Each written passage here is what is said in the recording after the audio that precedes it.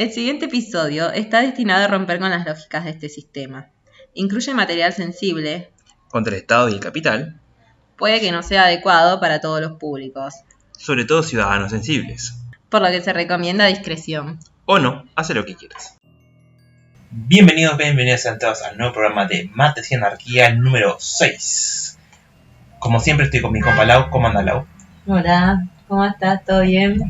Todo bien, acá estamos. En el día de hoy vamos a hacer un programa quizá más cortito, quizás menos profundo.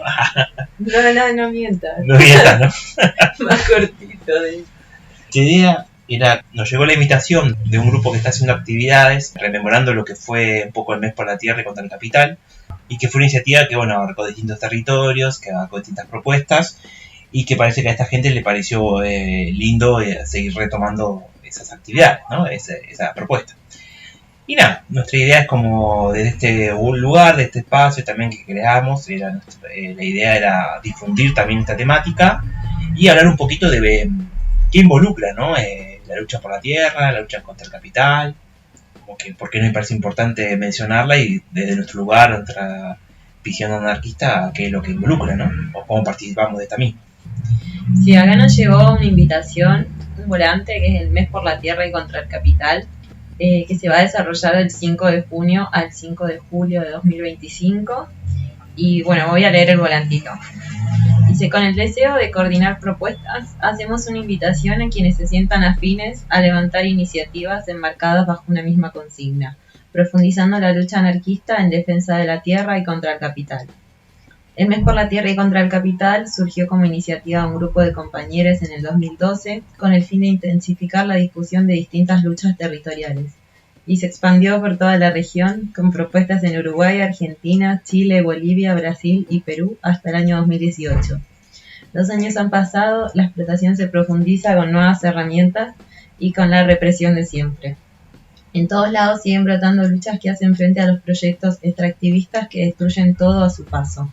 Retomando este ciclo y coordinando los esfuerzos y luchas, buscamos aprender de las diferentes experiencias y aportar reflexiones para profundizar las críticas al sistema.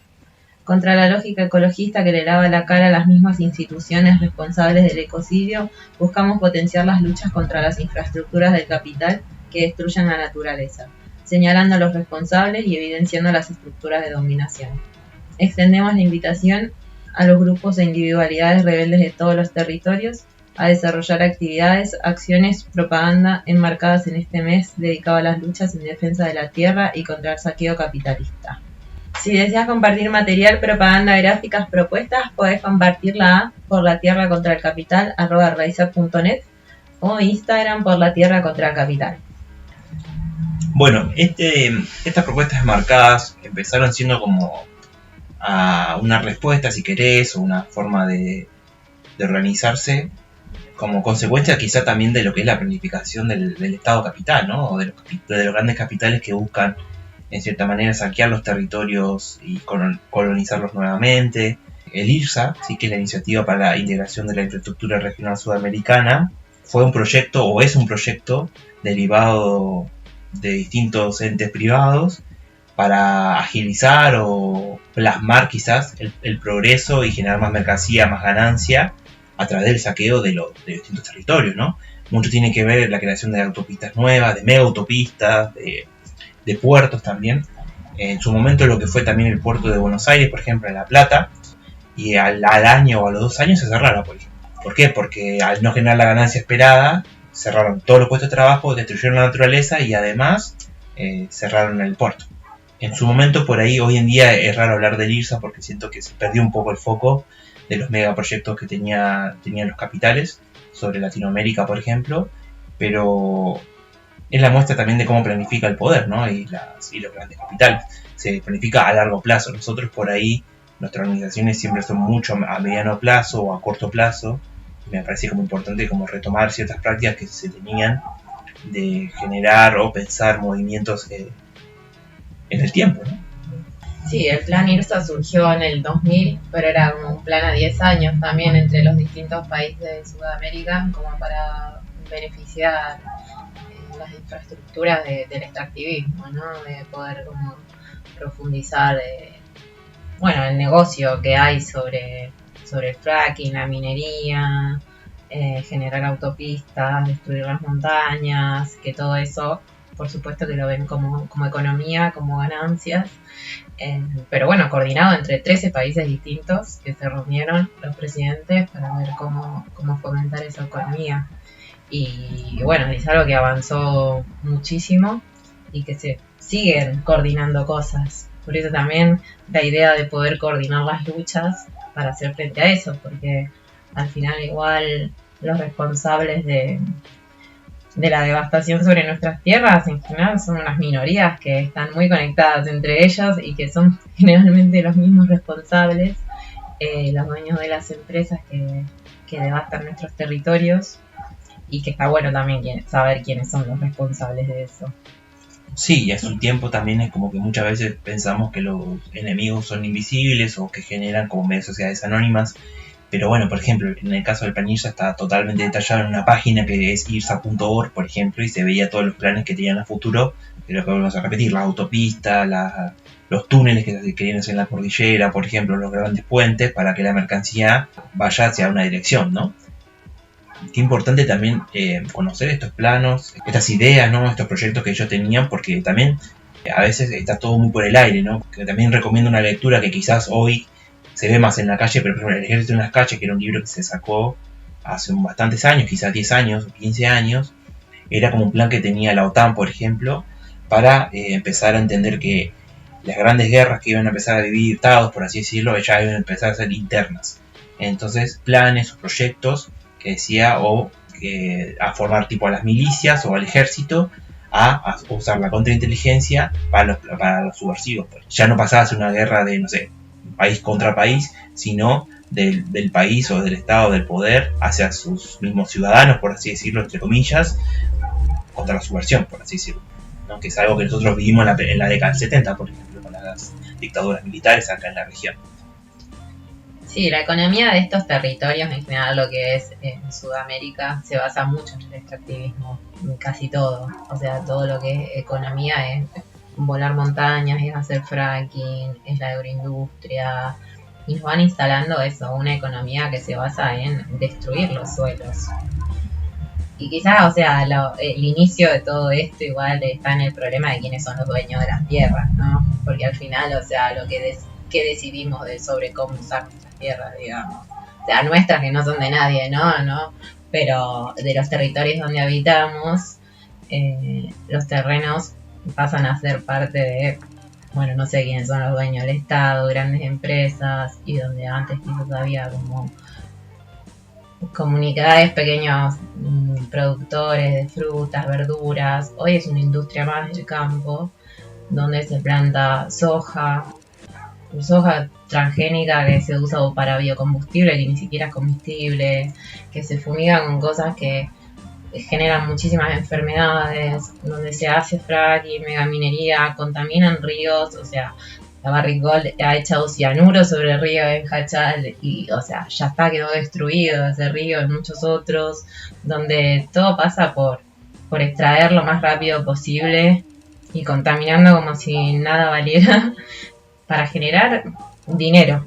Que al final no vale nada porque las tierras terminan totalmente contaminadas, matando un montón de animales, de personas, de biodiversidad, que termina destruida para generarle ganancias a Bayer y a Monsanto. Y donde la gente termina como eso, más pobre, más enferma. Entonces, ¿quiénes son los que deciden eso y quién está ganando? Porque nosotros no ganamos. Nosotros quedamos más enfermos y más vulnerables. Sí, y muchas veces este mismo progreso se vende a través de que te dice, no, tal empresa Chevron va a venir y va a generar muchos puestos de trabajo, o va a generar cambios o inversiones en los pueblos, y lo único que termina quedando en los pueblos es miseria, es hambre, tierras destruidas, enfermedades, como bien dice Lau, y dejan arruinados porque es parte de eso, del progreso, no le importa estos territorios. Y creo que como nosotros, como anarquistas, nos tiene que interesar toda esta lucha por la tierra. ¿Dónde vamos a vivir si no? ¿Qué agua vamos a tomar? ¿Qué aire vamos a respirar? Entiendo que quizás desde la ciudad estas cosas no se observan tanto, porque estamos acostumbrados un poco al cemento, y a la contaminación, pero a la larga o a la corta solo va a quedar destrucción, por así decirlo, en el peor de los casos. Y creo que como anarquistas y como personas que entienden que la libertad está primero que muchas cosas, es parte de nuestra responsabilidad elegir estas luchas también, conocerlas, informarse, empaparse un poco y participar de la manera que sea. Sí, a veces solo se ven como las consecuencias de toda esta devastación cuando llega una inundación terrible que deja mucha gente en la calle sin nada o incluso con muertos. Hace poco, o sea, cada vez que creo llueve mucho se inunda y no es casualidad en realidad, o sea, porque si se destruyen los humedales, se llena todo de asfalto, nada, la consecuencia directa es la inundación y perder todo. Entonces, o cuando hay incendios, bueno, se vuelve a hablar también, por ejemplo, ¿no? En los veranos en la Patagonia hay incendios. Por supuesto que esos incendios son intencionales. La mayoría de las veces tiene que ver con personas que quieren hacer negocios inmobiliarios. Se habla un rato después de los incendios y después, nada, igual la gente se queda sin nada, hay muertos, mueren un montón de animales. Y todos los veranos pasa lo mismo en la Patagonia. Y nada, y se trata de negocios inmobiliarios, de negocios de minería, y todo eso ya lo sabemos.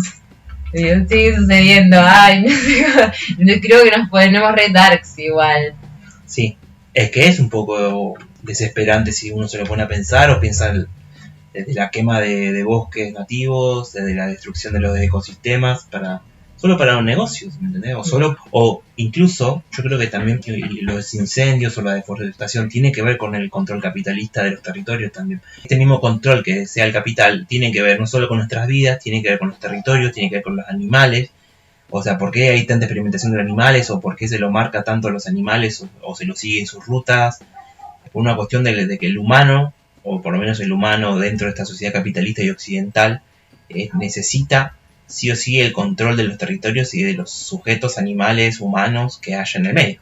Sí, en el capitalismo todo se ve como recurso. Es como recursos naturales, recursos humanos. O sea, la naturaleza es un recurso para el capitalismo, ¿no? Para la mercancía.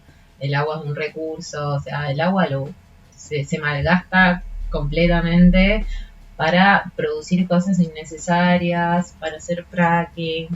Ahora con lo de la inteligencia artificial, bueno, no es el mayor problema del agua, sino también, ¿no? La extracción de litio, todo lo que es la crisis climática, como le dicen, obvio que afecta a los sectores más vulnerados, ¿no? A los que somos del tercer mundo, a los territorios que están siendo devastados para extraer los minerales. Entonces es eso, todo el tiempo nos están vendiendo que la tecnología, por ejemplo, es progreso. ¿Cómo es progreso? Si implica que nos quiten el agua, que nos contaminen, la explotación que es de la tierra, de las personas, de los animales. No hay ética en la explotación, en el extractivismo. Bueno, y todo esto sirve como para una lógica capitalista.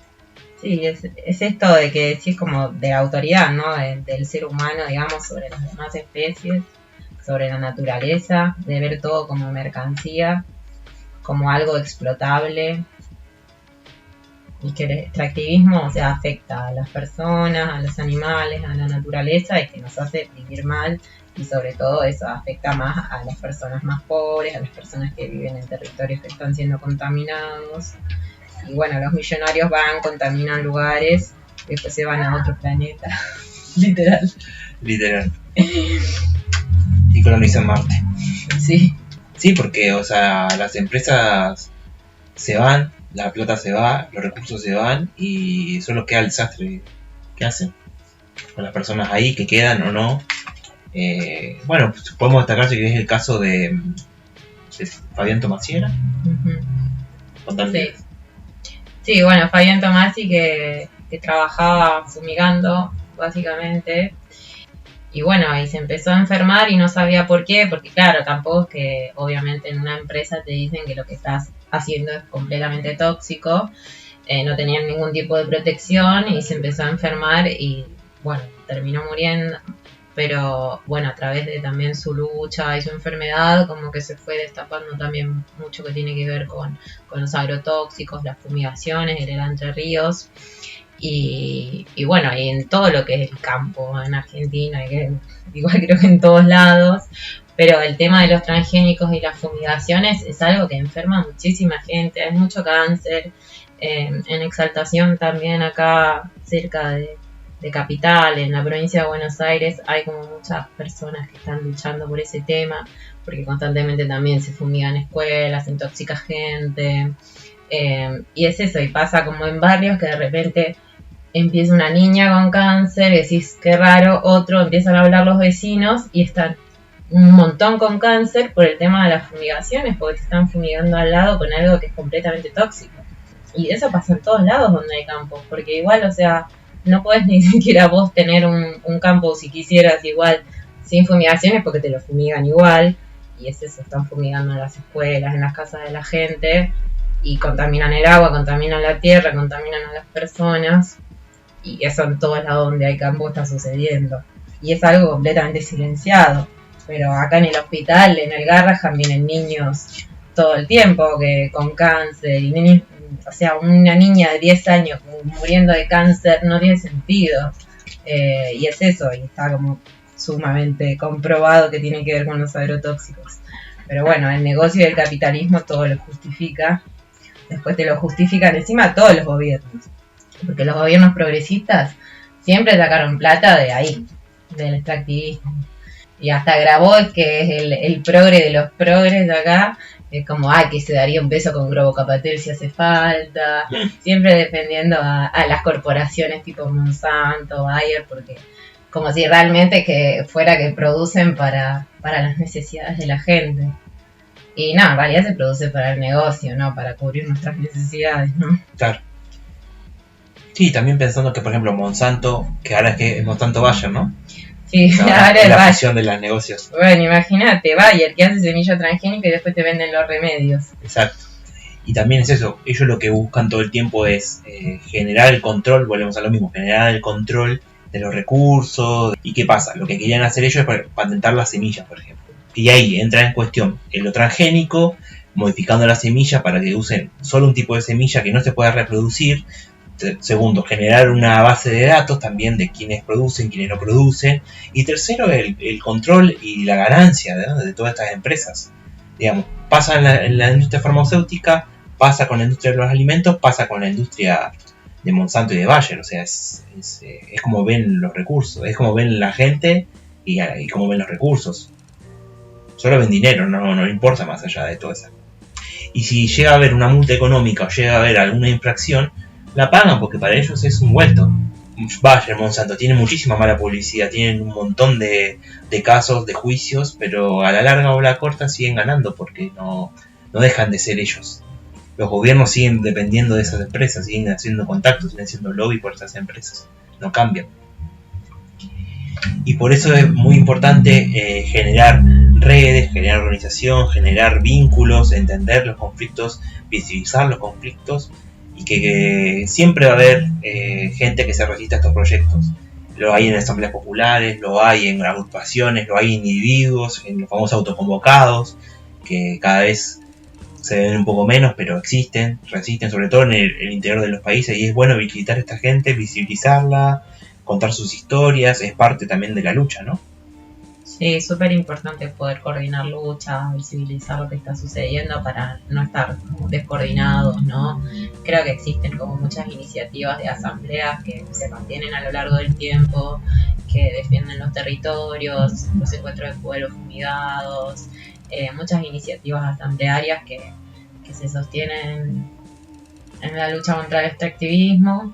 Y bueno, es que se ha logrado en distintas instancias también poder coordinar a nivel internacional, como el Mes por la Tierra y contra el Capital, de decir, bueno, dedicamos el mes de junio a visibilizar las luchas anti-extractivistas, y el hecho de eso, como decía el volante, que se haya podido coordinar tantos años también en distintos países de Sudamérica, que como vemos estamos afectados por el plan IRSA y por un montón de cosas. Nada, es una iniciativa que está re buena porque muchas veces eso nos pasa como la incomunicación, no saber las cosas que están pasando alrededor nuestro. Entonces, bueno, darle visibilidad a esas luchas que son súper importantes y que nos afectan a todos verdaderamente, aunque no siempre lo sepamos ver, porque estamos cada vez peor nutridos, respiramos peor, tomamos agua peor. Al final igual la tierra es lo más esencial, de lo que se derivan un montón de otros temas igual, porque lo que implica en el territorio son muchas cosas, desalojos de comunidades en todos lados, en el norte, en el sur.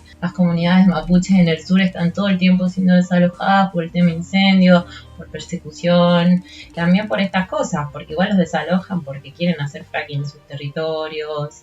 En el norte también hay mucha especulación y todo el tiempo están desalojando comunidades. Un montón de gente que está viviendo acá en condiciones pésimas es porque los han desalojado también de sus lugares. Entonces, o sea, el tema del territorio es algo que afecta en muchísimos planos y que lo básico que necesitamos para vivir es una tierra, y que está monopolizada la tierra, que se la han adueñado, que la tierra, el agua, las montañas no son de nadie, pero algunos han dicho esto es mío y nos han quitado de la posibilidad mínima de tener un lugar donde vivir.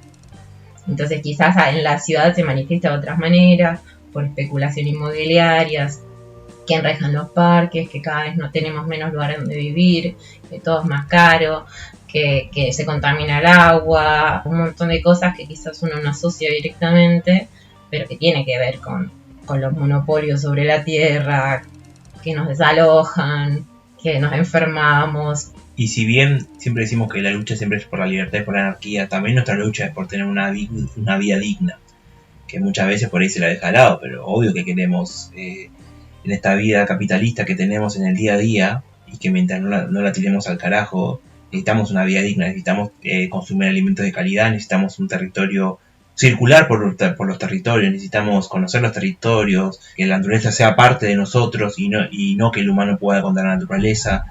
Necesitamos todas esas cosas, necesitamos la libertad también de elegir dónde vivir, no afinarnos en las ciudades también. Y creo que es parte también de un todo, ¿no?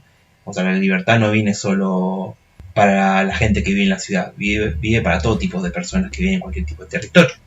Bueno, así que dejamos como la invitación al Mes por la Tierra y contra el Capital, que nos parece una iniciativa que está muy buena para difundir estas luchas anti-extractivistas por fuera de esta lógica ecologista que va a lo individual, a, bueno, reciclamos, a como un lavado de cara que los mismos gobiernos usan para decir que son eco-friendly, pero que no está mostrando realmente dónde están las responsabilidades, dónde están los beneficios económicos de quienes están haciendo negocios con nuestras vidas.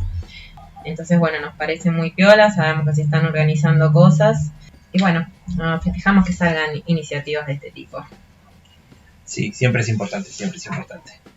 Nada, y como para ir cerrando, queríamos dejar, nosotros estamos grabando este programa el día 22 de mayo, y queríamos dejar como asentado, o también como mandar un cariño, al Mauricio Morales, el Panqui Mauri, que murió el día 22 de mayo poniendo un artefacto en la Escuela de Gendarmería en Chile, y queríamos dejar este pequeño audio a continuación, que es de Luisa Toledo, que es una luchadora bastante conocida, enmarcada en el territorio de Chile. Y nada, unas simples palabras para el Panqui Mauri, también cariño para la familia de Toledo, que también es una familia que vio la lucha constante y la sigue viendo en el día a día allá. Así que nada, le dejamos cariños y esto ha sido todo por hoy. Hasta la próxima. Compañero Mauricio Morales, ha pasado ya casi un año desde tu partida y todavía duele tu ausencia, especialmente para los que fueron tus compañeros y compañeras de ideales, de la vida, del día a día, de afectos, de amores y también, estoy segura, de discusiones y desencuentros. Ha pasado ya casi un año desde tu partida y para algunos de nosotros ha sido un año para conocerte, desde tu sonrisa franca, tu modo de hablar directo, sin falsos preciosismos, cuando querías transmitir tu pensamiento, tu cuestionador ser subversivo ante el cual era imposible quedar inmune. Ha pasado ya casi un año desde tu partida y tus compañeros y compañeras me han pedido a mí, una mujer sencilla de pueblo, que diga unas palabras en este día en que te haces presente aquí para escucharnos hablar un poquito sobre ti, pero muy especialmente para escucharnos decir cómo hemos seguido luchando. cómo hemos seguido avanzando en este duro caminar de los sin poder, de los pobres y marginados, para interpelarnos diciéndonos con tu lenguaje claro y poético: compañeros, se nos acabaron las ganas, se nos murieron las revoluciones, porque cuando en el corazón la libertad, el amor y la anarquía acompañan sus latidos, la anarquía no muere en la boca, prevalece en las manos activas. Libertad, amor, anarquía. Quisiera referirme a dos conceptos ecos vida concreta en ti y en muchos otros compañeros y compañeras que he tenido la dicha de conocer. La libertad. Te confieso, Mauricio, que esto de ser libre me perturba mucho, me desubica, porque siento que toda mi vida he estado apegada a personas que yo sentía superiores a mí. Primero fueron mis maestros de escuela, y te recuerdo que cuando yo estudiaba se usaba toda la varilla y el dicho «la letra con sangre entra». Así es que yo solo acataba sin cuestionar nada. Después, cuando entré al mundo del trabajo, por supuesto los superiores eran mis jefes. Cuando me casé con Manuel, también, pues me casé. O sea, nada de irse a vivir juntos así nomás como ahora, porque éramos cristianos y los que sabían más eran los curas. Creo que cuando era una niña fui más libre, porque a mis padres nunca los sentí como personas amenazantemente superiores, pero era una libertad como la de los pajaritos. La época más libre de mi vida ha sido la crianza de mis hijos, con quienes aprendí a dejarlos libres y junto con ellos fui liberándome yo de muchas ataduras. El compromiso político de ellos hizo aparecer en mí otras facetas de mi vida, liberándose mi ser mujer política. La muerte de mis hijos liberó e hizo aparecer en mí a la guerrera, y creo que desde ese momento he sido un pálido reflejo de lo que tú, Mauri, quieres decir cuando hablas de ser libre, de lo que han querido decirnos tantos compañeros y compañeras cuyos nombres flotan aquí y ahora: Claudia López, Daniel Menco, Norma Vergara, Alex Lemun, Araceli Romo, Matías Catrileo, Pablo, Eduardo, Rafael, mis hijos. Que aunque el camino nuestro sea brígido, nuestros sentimientos ardan en el pecho más que un volcán. Libres de lo ambiguo, libres de lo indefinido, libres de lo mediocre. Y respecto del amor, me parece a mí que cuando uno logra ser libre, puede amar de verdad hasta dar la vida. Chao, Mauri. Hasta siempre, compañero, amigo. Luisa, 22 de mayo del 2010. Tenemos que defendernos, tenemos que ser capaces de defendernos, tenemos que ser capaces de ser violentos, de ser hermosamente violentos, de encapucharnos, salir a la calle y ser capaces de estar contra todo lo que signifique este poder espantoso que nos tiene aplastados.